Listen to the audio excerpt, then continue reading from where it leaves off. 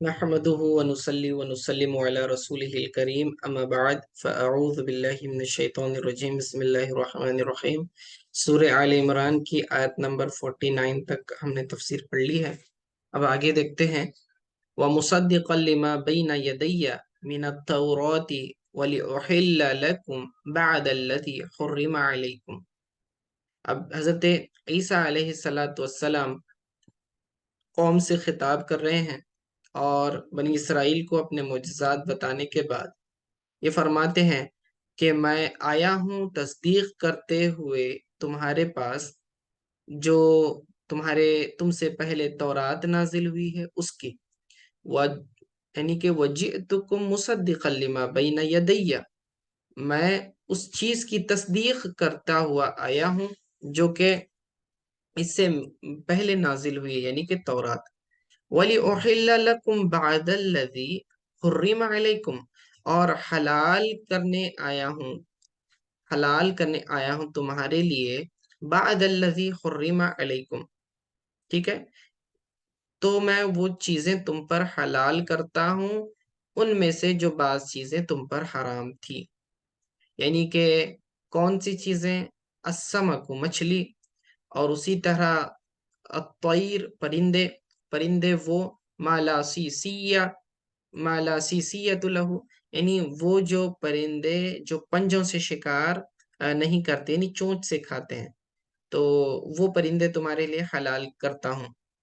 وقیل احل الجمیع فبعد بما نقل، اور ایک قول یہ بھی ہے کہ تمام پرندے ہی حلال کر دیے تھے، اور یہاں پر جو لفظ بعض ہے وہ بعض سے کل مراد ہے، ٹھیک ہے؟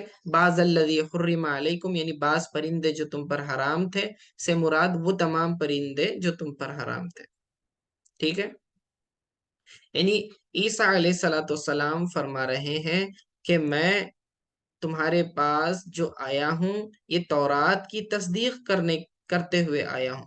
تورات میں حضرت عیسیٰ علیہ السلام کے آنے کا ذکر موجود تھا، اور تورات حضرت عیسیٰ علیہ السلام کو یاد تھی، اور وہ بتا رہے تھے کہ میں تمہارے پاس جو آیا ہوں یہ تورات کی تصدیق کر رہا ہوں، اسے جھٹلا نہیں رہا ہوں، بلکہ اس کی تصدیق کر رہا ہوں کہ وہ بھی اللہ تعالیٰ کی جانب سے تھی، اور میں بھی اللہ تعالیٰ کی جانب سے بھیجا گیا ہوں۔ وَجِئْتُكُمْ بِآیَةٍ مِّن رَبِّكُمْ، اب یہ تاکید کے لیے ہے، اور میں تمہارے پاس آیا ہوں تمہارے رب کی طرف سے نشانی لے کر۔ فَاتَّقُوا اللَّهَ وَأَطِیعُونِ، پس تم اللہ تعالیٰ کا تقوی اختیار کرو، اللہ تعالیٰ سے ڈرو، وَأَطِیعُونِ، اور میری اطاعت کرو، ٹھیک ہے؟ یعنی جو کچھ میں تمہیں حکم دیتا ہوں تو تم اس کو کیا کرو؟ میرا حکم مانو، یعنی اس کی توحید کی اور اس کی اطاعت کی۔ ان اللہ ربی و ربکم فاعبدوہ، بے شک اللہ میرا بھی رب ہے اور تمہارا بھی رب ہے، فاعبدوہ، تو اسی کی عبادت کرو۔ تو یہاں عیسیٰ علیہ السلام نے یہ فرما کر کہ ان اللہ ربی، یہ بتا دیا کہ وہ بھی بندے ہیں، وہ کوئی خدا نہیں ہے، اللہ تعالیٰ کے بھیجے ہوئے رسول ہیں۔ ھذا صراط مستقیم، یہ طریقہ الذی آمرکم بھی، یعنی جن باتوں کا میں تمہیں حکم دے رہا ہوں یہ صراط مستقیم ہے، یعنی کہ سیدھا راستہ ہے۔ فَكَذَّبُوهُ وَلَمْ يُؤْمِنُوا بِهِ، تو بنی اسرائیل نے حضرت عیسیٰ علیہ السلام کی تکذیب کی، انہیں جھٹلایا اور ان کے اوپر ایمان نہ لائے۔ فَلَمَّا أَحَسَّ، بمعنی علم، احسا یعنی جان لینا، فلما احسا، جس وقت وہ جان گئے، کون؟ عیسیٰ علیہ السلام، منہم، ان سے، الکفر، کفر کا، یعنی کہ فلما احسا عیسیٰ منہم الکفر، جب عیسیٰ علیہ السلام کو اس بات کا علم ہو گیا کہ انہوں نے اس بات کا کفر کیا، جھٹلایا، وَأَرَادُوا قَتْلَهُ، اور انہوں نے حضرت عیسیٰ علیہ السلام کے قتل کا پلان بنایا، ارادہ کیا، اس وقت حضرت عیسیٰ علیہ السلام نے فرمایا قَالَ مَنْ أَنصَارِي إِلَى اللَّهِ، قَالَ، عیسیٰ علیہ السلام نے کہا، من انصاری، کون میرا مددگار ہے، اللہ، اللہ کی طرف، یعنی کہ اللہ کے دین کی نصرت کے لیے کون میرا مددگار ہے۔ اب یہاں پر آپ غور کریں گے، اس کلمے کی طرف دیکھیں، فلما احسا، فلما فلما کے اوپر ایک چھوٹا سا مد دیا ہوا ہے، اس کو میں زوم کیے دیتا ہوں تو آپ کو سمجھ میں آئے گا۔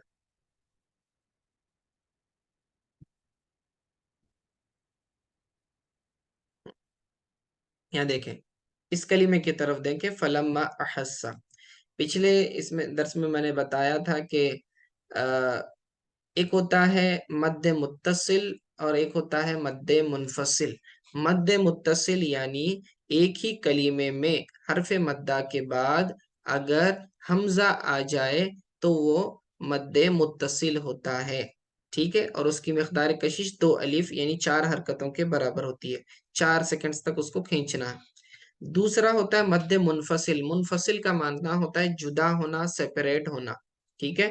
اگر حرف مدہ ایک کلمے واقع ہو اور اس کے بعد والے کلمے میں، بعد والے ورڈ میں حمزہ واقع ہو تو اسے مد منفصل کہتے ہیں۔ اب دیکھیں، فلما کے اندر فلما ایک کلمہ ہے، احسا دوسرا کلمہ ہے، ٹھیک ہے، تو الف سے پہلے زبر آ جائے تو وہ حرف مدہ بنتا ہے، تو یہ حرف مدہ بنا فلما، ٹھیک ہے، یہ ما حرف مدہ بنا۔ اب احسا دوسرا کلمہ ہے، تو دیکھیں حمزہ جو ہے، حمزہ دوسرے کلمے میں واقع ہوا۔ حمزہ کسے کہتے ہیں؟ یعنی الف کے اوپر زبر، زیر یا پیش یا جزم ہو تو اس کو حمزہ کہتے ہیں، یاد رکھیں، ٹھیک ہے۔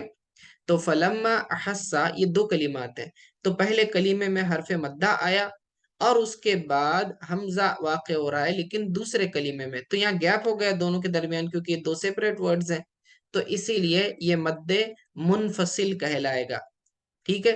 اس کی بھی مقدار کشش جو ہے 2 الف کے برابر ہے، یعنی کہ 4 سیکنڈ تک اس کو کھینچیں گے۔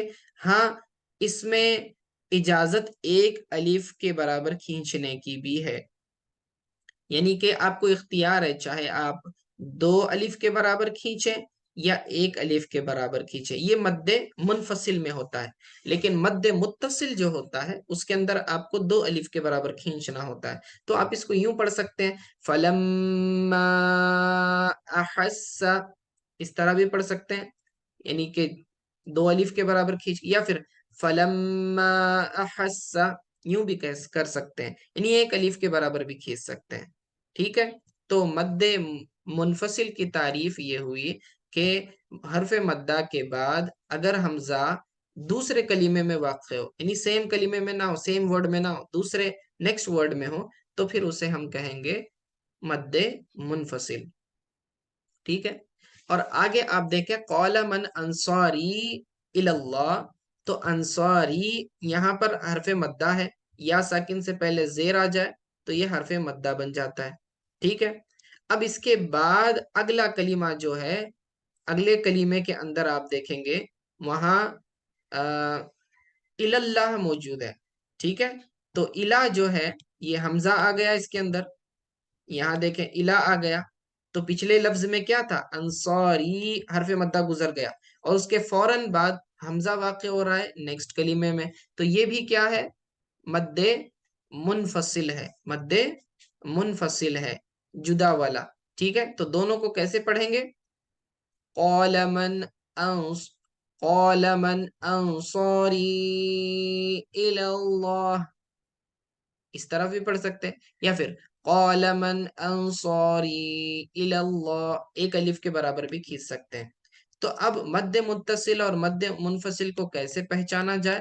تو اس کے اوپر علامت لگائی جاتی ہے۔ مد متصل کے اوپر جو ہے موٹا والا مد ہوتا ہے، اور مد منفصل کے اوپر یہ پتلا والا جو آپ دیکھ رہے ہیں ماں کے اوپر، اس طرح سے پتلا والا جو ہے یہ سمبول ہوتا ہے مد کا، تو سمجھ جانا کہ یہ مد منفصل ہے، ٹھیک ہے۔ چلیے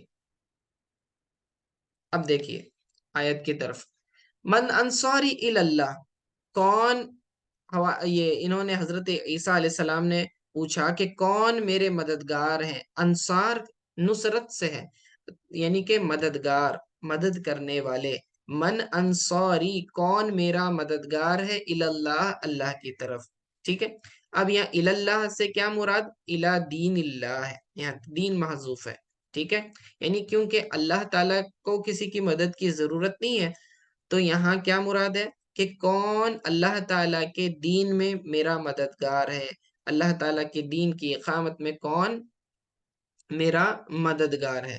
تو قال الحواریون نحن انصار اللہ، تو حواریوں نے کیا کہا، قال الحواریون، حواریون جو ہیں یہ جمع ہے حواری کی، یہ حور اس لفظ سے ماخوذ ہے، اور اس کا معنی ہے کہ یہ جس کا معنی جو ہے خالص سفیدی کے ہیں.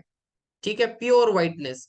بعض نے کہا کہ وہ دھوبی تھے جو کپڑوں کو دھو کر صاف کر دیا کرتے تھے، تو جس کی اسی وجہ سے ان کو جو ہے حواری کہا جاتا ہے. اور یہ تقریباً 12 افراد تھے.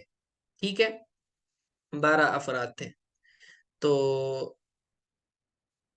تو حضرت عیسیٰ علیہ السلام نے جب کہا کہ کون میرا حواری ہے، کون میرا مددگار ہے، تو انہوں نے کہا کہ نحن انصار اللہ، ہم اللہ تعالیٰ کے مددگار ہیں.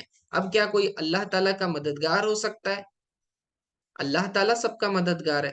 نحن انصار اللہ کا کیا معنی؟ تو یہاں دین لفظ کو محذوف نکالیں گے، یعنی کہ نحن انصار دین اللہ، کہ ہم اللہ تعالیٰ کے دین کے مددگار ہیں. ٹھیک ہے، اللہ کے مددگار سے مراد ہم اللہ تعالیٰ کے دین کے مددگار ہیں. ٹھیک ہے. تو اعوان دینہ وہم اصفیاء، اور یہ حضرت عیسیٰ علیہ السلام کے اصفیاء تھے. من آمن بھی، یہ وہ اولین افراد ہیں جو سب سے پہلے ایمان لائے حضرت عیسیٰ علیہ السلام پر، اور یہ 12 افراد تھے. اور یہ لفظ میں نے بتایا کہ یہ الحور سے ماخوذ ہے اور خالص سفیدی کو کہتے ہیں. اور وقیلا، اور یہ کہا گیا کہ کانوا قصارین، کہا جاتا ہے کہ وہ دھوبی تھے، یحورون الثیاب، کہ وہ کپڑوں کو سفید کر دیا کرتے تھے، ایبیضونہا. ٹھیک ہے.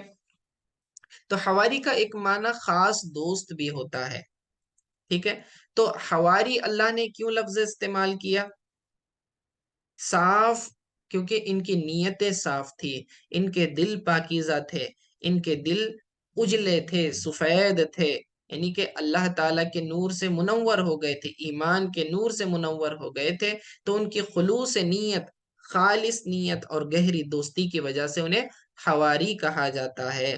تو یہ سمجھ لیں کہ یہ عیسیٰ علیہ السلام کے صحابی ہیں. ٹھیک ہے، یہ جو 12 افراد ہیں وہ عیسیٰ علیہ السلام کے صحابہ تھے. نبی پاک صلی اللہ علیہ وسلم نے یہ کلمہ 3 مرتبہ ارشاد فرمایا، جبکہ غزوہ خندق میں رسول اللہ صلی اللہ علیہ وسلم لوگوں کو غزوہ خندق کی دعوت دی، اور حضرت حضور علیہ السلام نے کلمہ فرمایا تھا من انصاری اللہ. تو حضرت ہر مرتبہ زبیر بن عوام رضی اللہ تعالیٰ عنہ نے لبیک کہی، تو رسول اللہ صلی اللہ علیہ وسلم نے فرمایا ہر نبی کا کوئی نہ کوئی حواری ہوتا ہے، اور میرا حواری زبیر ہے. تو یہ بڑی فضیلت ہے حضرت زبیر بن عوام رضی اللہ تعالیٰ عنہ کی. ٹھیک ہے. تو جیسا کہ ہر نبی کا کوئی نہ کوئی حواری ہوتا ہے، یعنی دین میں مددگار ہوتا ہے، گہرا دوست ہوتا ہے.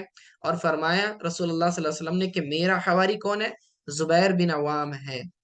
تو بڑی بات ہے، یہ بڑی فضیلت ہے حضرت زبیر رضی اللہ تعالیٰ عنہ کی. ٹھیک ہے. ٹھیک ہے. قال الحواریون نحن انصار اللہ، تو حواریوں نے کہا کہ ہم اللہ تعالیٰ کے دین کے مددگار ہیں. آمنا باللہ، ہم ایمان لائے اللہ پر. وشہد، اور آپ گواہ رہیں، کسے کہہ رہے ہیں؟ عیسیٰ علیہ السلام سے، کہ یا عیسیٰ وشہد، اور آپ گواہ بن جائیں، بِأَنَّ مسلمون، کہ ہم تمام کے تمام اسلام لے آئے، مسلمان ہو گئے، یعنی کہ فرما بردار بن گئے. ربنا، اے ہمارے رب، آمنا، ہم ایمان لے آئے. اب دیکھیں ربنا آمنا، یہ 2 لفظ ہیں. ربنا کے اندر جو الف ہے، الف سے پہلے زبر آ گیا، تو یہ کیا بن گیا؟ حرف مدہ بن گیا.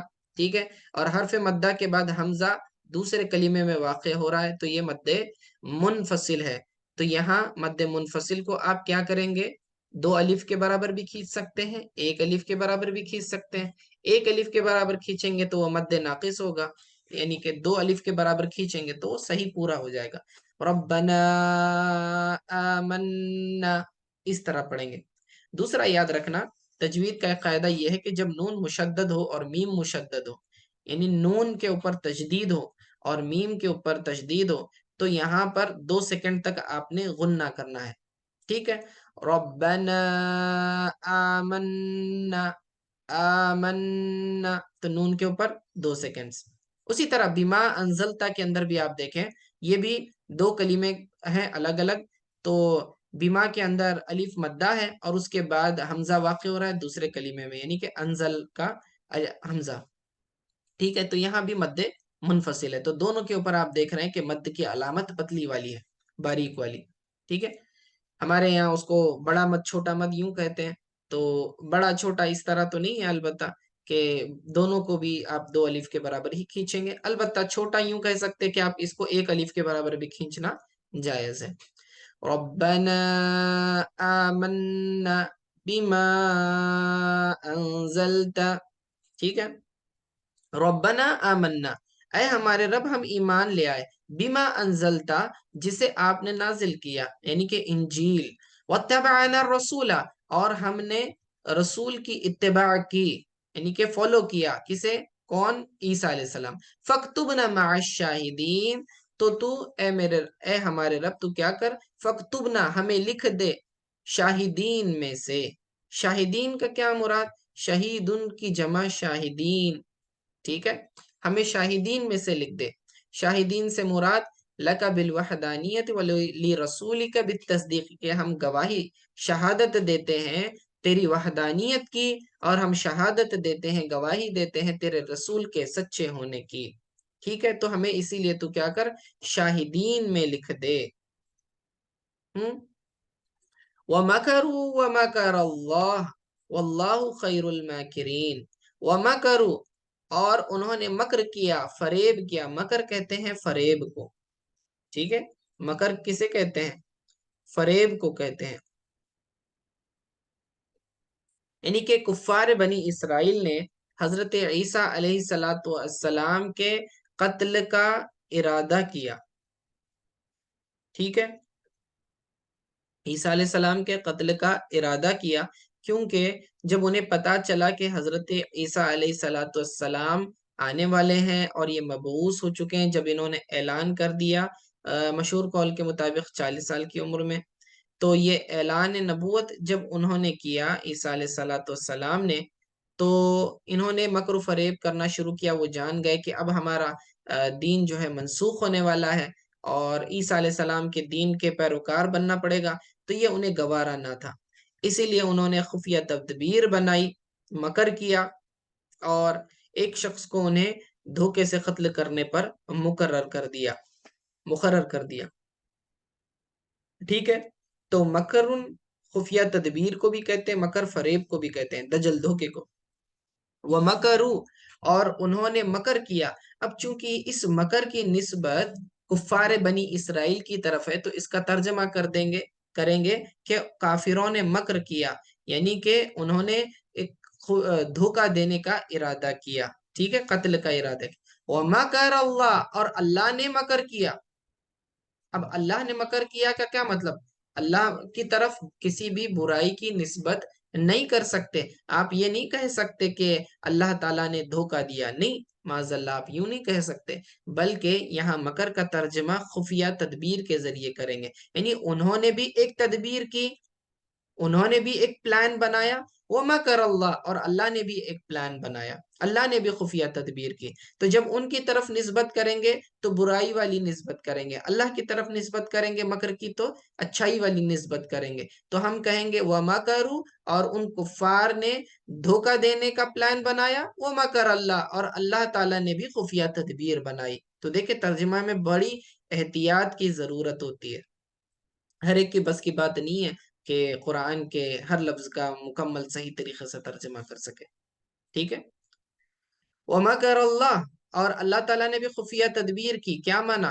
کہ وہ لوگ جو حضرت عیسیٰ علیہ السلام کو قتل کرنا چاہ رہے تھے، وہ شخص جو آیا تھا، اللہ تعالیٰ نے اسے حضرت عیسیٰ علیہ السلام کا ہم شکل بنا دیا، اور بنی اسرائیل نے یہ سمجھا کہ یہ عیسیٰ علیہ السلام ہے، اور انہوں نے اس شبے میں اسے قتل کر دیا، اور حضرت عیسیٰ علیہ السلام کو اللہ تعالیٰ نے آسمان پر اٹھا لیا. واللہ خیر الماکرین، اور اللہ تعالیٰ بہترین تدبیر کرنے والا ہے. ٹھیک ہے، یعنی وہ ان سے زیادہ جانتا ہے ان کے مکر کو. ٹھیک ہے، تو اگلی آیت کی طرف دیکھیں.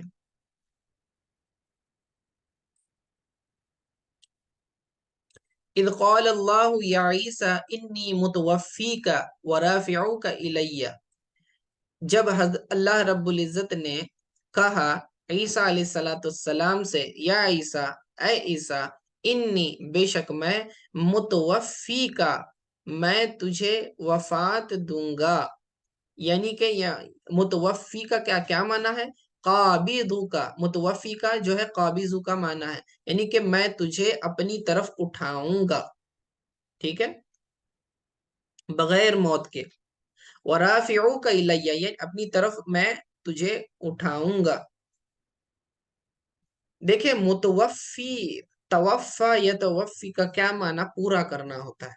ٹھیک ہے، تو اللہ رب العزت عیسیٰ علیہ السلام سے فرما رہا ہے کہ اے عیسیٰ، میں تجھے پوری عمر تک پہنچانے والا ہوں. وفات دینے والا ہوں سے کیا مطلب؟ پوری عمر تک پہنچانے والا ہوں. قابضو کا، ورافعوک الی، اور تجھے اپنی جانب اٹھانے والا ہوں. من الدنیا من غیر موت، بغیر موت کے اس دنیا سے آسمانوں پر اٹھانے والا ہوں.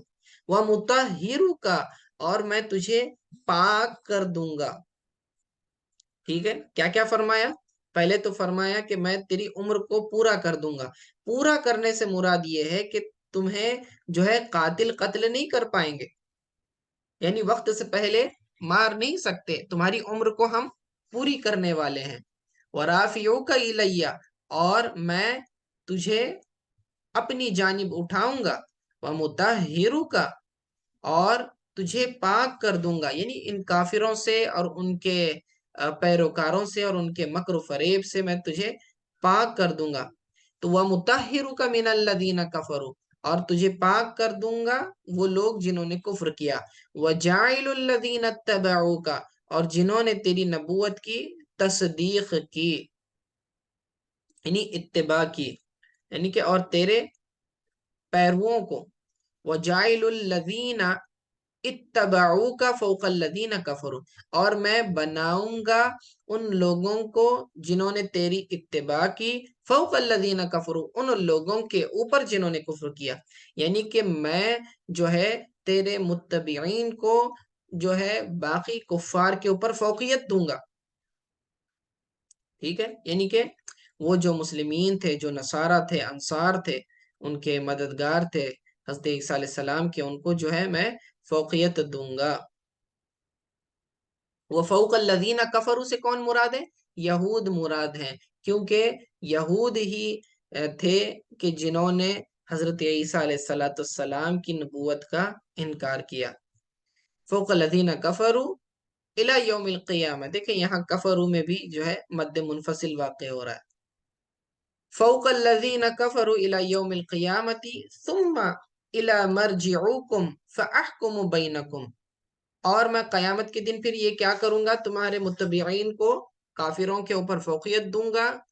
ثم الی مرجعوکم، پھر میری ہی جانب تم سب کو لوٹنا ہے، رجوع کرنا. فاحکم بینکم، پھر میں فیصلہ کروں گا ان لوگوں کے درمیان، تم سب کے درمیان. ٹھیک ہے، ثم الی مرجعوکم، پھر تم سب میری طرف پلٹ کر آؤ گے. فاحکم بینکم، پھر میں تم میں فیصلہ فرما دوں گا. فیما کنتم فیہ تختلفون، اس بات میں جس میں تم اختلاف کر رہے ہو. تو کس بات میں وہ لوگ اختلاف کر رہے تھے؟ دین کے معاملے میں. من امر الدین، تو اس بات میں جو اختلاف کر رہے ہیں، قیامت کے دن ان سب کو جمع کر کے میں ان کے درمیان فیصلہ فرماؤں گا۔ فَأَمَّا الَّذِينَ كَفَرُوا، پس وہ لوگ جنہوں نے کفر کیا، فَأُعَذِّبُوهُمْ عَذَابًا شَدِيدًا فِي الدُّنْيَا وَالْآخِرَةِ، تو میں انہیں شدید قسم کا عذاب دوں گا دنیا میں بھی اور آخرت میں بھی۔ دنیا میں عذاب کس طرح سے؟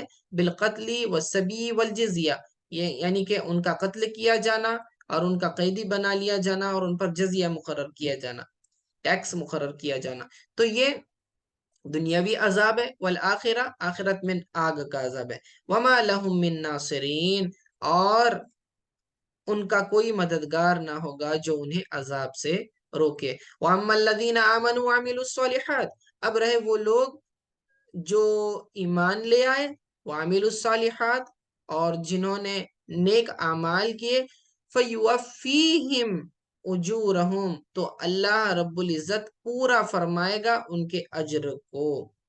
وَاللَّهُ لَا يُحِبُّ الظَّالِمِينَ، اور اللہ تعالی ظالموں کو پسند نہیں کرتا۔ اب اس کے اندر دو قرأتیں ہیں، فَيُوَفِّيهِمْ بھی ہے بالیا، یا کے ذریعے، والنون، اور نون کے ذریعے بھی ہے، فَنُوَفِّيهِمْ بھی ہے۔ فَيُوَفِّيهِمْ کا معنی ہوگا وہ انہیں پورا پورا اجر عطا کرے گا، یعنی اللہ وہ عطا کرے گا غائب کے صیغے سے، اور اگر نون کریں گے تو حاضر متکلم کا صیغہ ہوگا، فَنُوَفِّيهِمْ، ہم انہیں پورا پورا اجر عطا کریں گے، یہ مطلب ہوتا ہے اس کا۔ ٹھیک ہے، تو یہاں بھی لفظ استعمال کیا گیا یوفیہم، اور یہاں پر ترجمہ کیا کر رہے ہیں؟ پورا کرنا، یعنی کہ اللہ تعالیٰ جو ہے انہیں بھرپور اجر عطا فرمائے گا، پورا پورا اجر عطا فرمائے گا۔ تو یہاں لفظ کا ترجمہ کیا کر رہے ہیں؟ پورا کرنا۔ اور یہ جو پچھلی آیت گزری، اذ قال اللہ یا عیسیٰ انی متوفی کا، تو یہاں پر بھی لفظ متوفا، اور یہاں پہ بھی فیوفیہم ایک ہی مصدر ہے، تو یہاں بھی ترجمہ وہی کر رہے ہیں کہ اللہ تعالیٰ تمہاری عمر کو پورا کرے گا۔ ٹھیک ہے نا؟ تو واللہ لا یحب الظالمین، اور اللہ تعالیٰ ظالموں کو ظالموں کو پسند نہیں کرتا، ظالموں کو محبوب نہیں رکھتا۔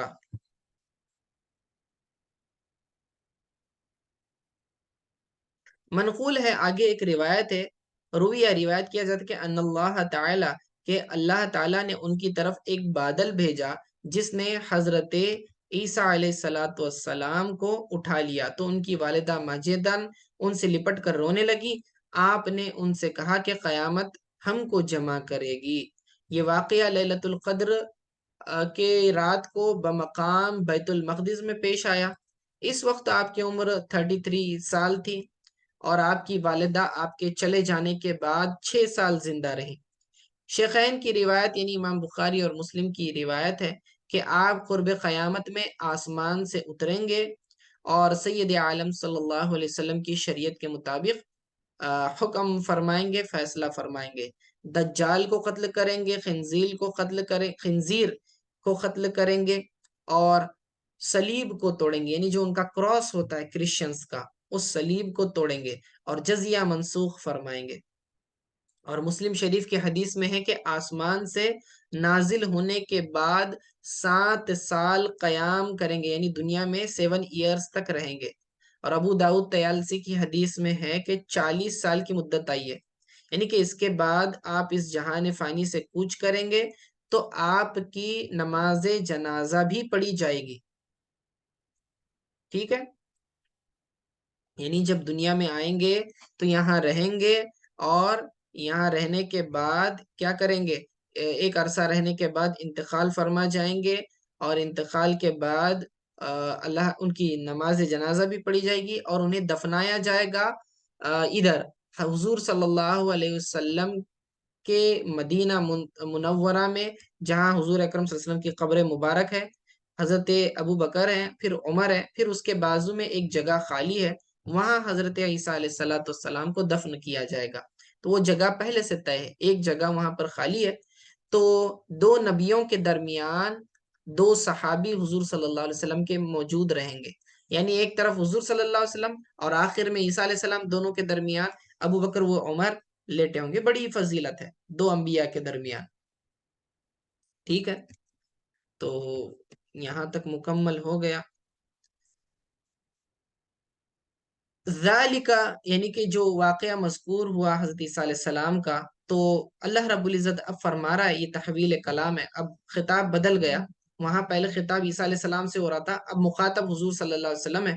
ذالکا نتلوہ یعنی کہ یہی واقعہ ہم تم پر تلاوت کریں. اس نتلوہ اس کی تلاوت کر رہا اللہ رب العزت فرماتا ہے ہم اس کی تلاوت کر رہے ہیں، یعنی کہ نقصہ ہم ان کا واقعہ بیان کر رہے ہیں، علیہ کا آپ پر اے محمد صلی اللہ علیہ وسلم، من الآیاتی ٹھیک ہے، من الآیاتی نشانیوں میں سے، والذکر الحکیم اور ذکر حکیم کا کیا معنی؟ اللہ تعالیٰ کی طرف سے مراد قرآن پاک ہے. ٹھیک ہے، یعنی ہم قصہ بیان کرتے ہیں تم پر اے محمد صلی اللہ علیہ وسلم کچھ آیتیں، من الآیات کچھ آیتیں، یہ حال ہے نتلوہ کی ضمیر سے. ٹھیک ہے، اس میں اشارہ ذالکہ میں موجود معنی اشارہ ہے.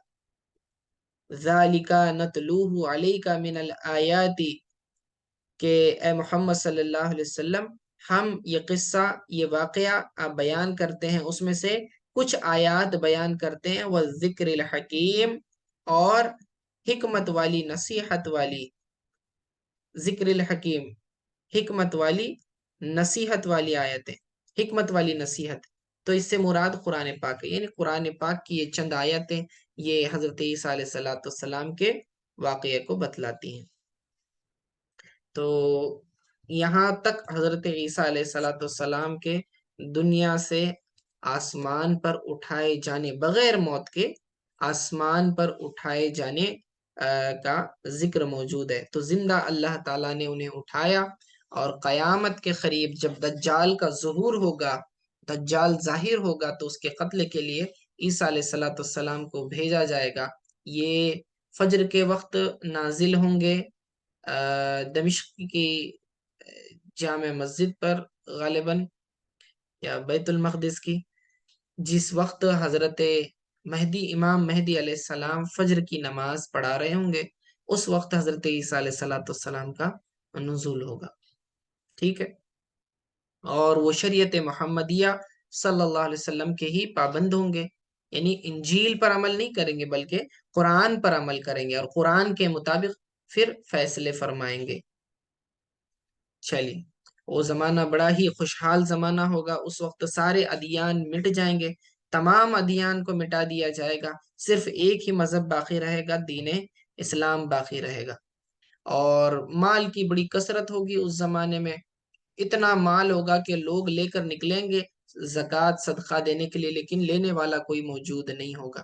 اس وقت ایک سجدہ کرنا زمین و آسمان، یعنی پوری دنیا اور جو کچھ اس کے اندر ہے اس سے بہتر ہوگا. ایک سجدہ کرنا، وہ زمانہ بڑا کرٹیکل ہے، اور ہم اسی زمانے کے قریب قریب چلتے جا رہے ہیں. تو جتنا جتنا ہم قیامت کے قریب جائیں گے، اتنا ہمارے لیے جو ہے عبادتیں مشکل محسوس ہوں گی، گناہوں سے بچنا مشکل محسوس ہوتا ہوگا، فتنے زیادہ ہوں گے، نیک لوگ کم ہوں گے، برے لوگ زیادہ ہوں گے. تو جوں ہم قیامت کے قریب جا رہے ہیں، ہمارا حال ایسے ہی ہوتا جا رہا ہے. لیکن ایک بات یاد رکھیں کہ جتنے زیادہ فتنے ہوتے ہیں، پریشانیاں اور دشواریاں ہوتی ہیں، اس میں آدمی جو عبادت کرتا ہے، اس عبادت کا اجر و ثواب بھی بڑھا دیا جاتا ہے. جیسے کہ آقا علیہ السلام نے فرمایا کہ اس زمانے میں، دور فتن میں، ایک سجدہ کرنا دنیا اور جو کچھ اس میں ہے ان تمام مال و دولت سے بہتر ہے. تو ایک سجدہ کرنا کتنی اہمیت والا ہوگا. اسی لیے نمازوں کے پابند رہیں، جتنا ہو سکا نوافل کا بھی اہتمام کیا کریں. ٹھیک ہے، اللہ تعالیٰ قبول فرمائے، اور کہنے سننے میں جو غلطیاں ہوئی اسے معاف فرمائے. صلی اللہ تعالیٰ علی خیر خلق محمد و آلہ و صحبہ اجمعین برحمتک یا ارحم الراحمین.